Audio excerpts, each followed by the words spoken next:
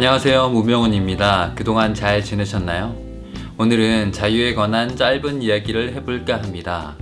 저는 일주일이나 2주일에 한 번씩 부모님 댁에 가는데요.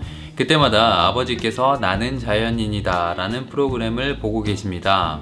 저희 아버지께서 좋아하시는 프로그램 중에 하나죠.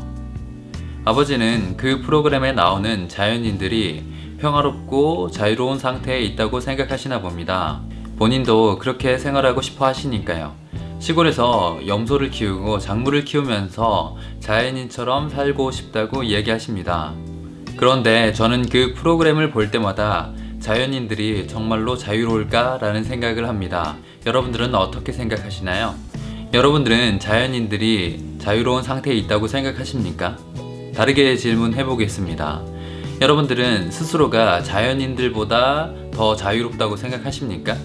많은 사람들이 스스로를 자연인들보다 더 자유로운 상태에 있다고 생각할 겁니다.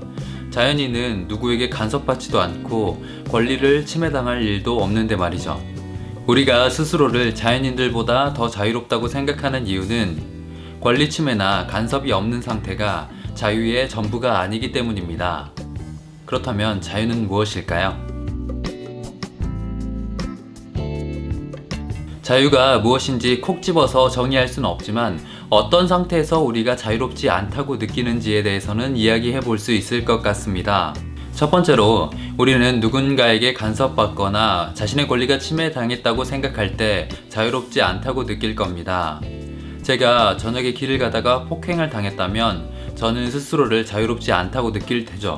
제 신체가 훼손돼 고통을 당하는 상황에서 제 권리가 침해당했다고 생각하기 때문입니다. 두 번째로 우리는 자신의 역량을 제대로 발휘하지 못하는 상황에서 자유롭지 않다고 느낍니다. 몇 년째 청년 실업률이 10% 내외를 기록하고 있는데요. 여러분이나 주변 지인이 취업 준비 중에 있을 수 있습니다. 그런 상황에서 개인이 자유롭다고 이야기할 수 있을까요? 오랜 기간 일을 못하면서 개인이 스스로를 자유롭다고 생각하진 않을 겁니다. 우선 경제적으로 궁핍할 테니까요. 그런데 일을 하고 있는 상황에서도 자유롭지 않다고 느끼는 경우가 많습니다.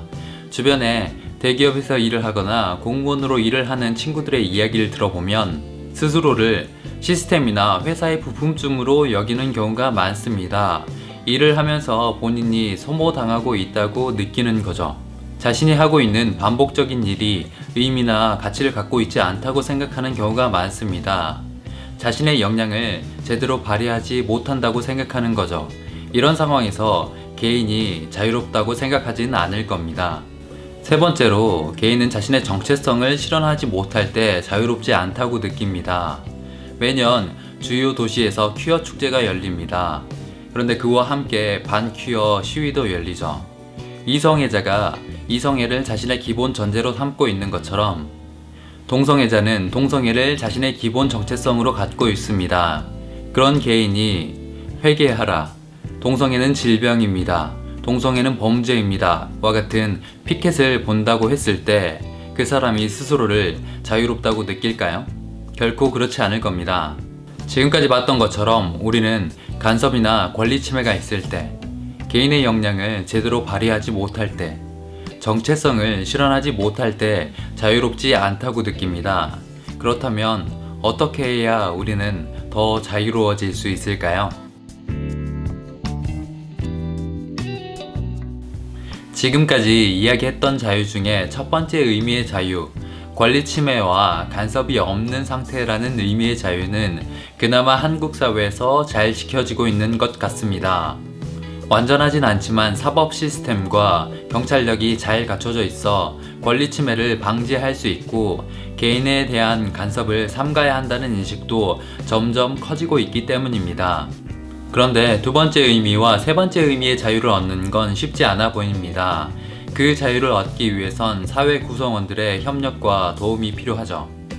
최근 논란이 된 교육격차 문제에서 핵심은 기회의 평등과 관련되어 있습니다. 돈이 없는 상황에선 공부도, 취업 준비도, 미래를 위한 투자도 하기 어렵죠. 이런 상황에서 개인이 역량을 발휘하긴 어려울 겁니다.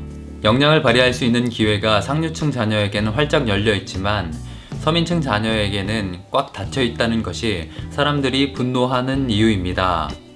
그런데 이 문제는 개인이 노력한다고 해결할 수 없습니다.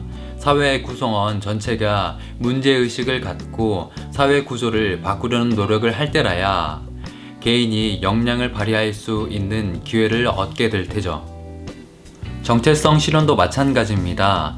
개인이 스스로를 이렇게 저렇게 생각한다고 해서 그 내용이 바로 정체성으로 확립되는 건 아닙니다. 제가 스스로를 엄청 잘생겼고 매우 똑똑한 사람이라고 생각하더라도 다른 사람들이 그렇게 생각하지 않는다면 저는 정체성 혼란을 겪을 테죠. 정체성은 내가 생각하는 나와 타인이 생각하는 나 사이에서 만들어집니다. 그렇기에 정체성을 실현하기 위해선 타인과의 소통과 협력이 필수적입니다. 지금까지 봤던 것처럼 자유에는 구성원 사이의 협력과 소통이 필요합니다.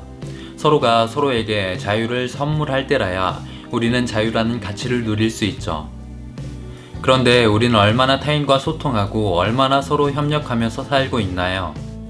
최근 정치 뉴스를 보면 서로를 소통과 협력의 대상이 아니라 박멸의 대상으로 보고 있는 것 같습니다. 그럴수록 자유는 점점 더 멀어질 테죠. 우리가 협력과 소통의 방식에 대해 고민해 봐야 하는 이유입니다.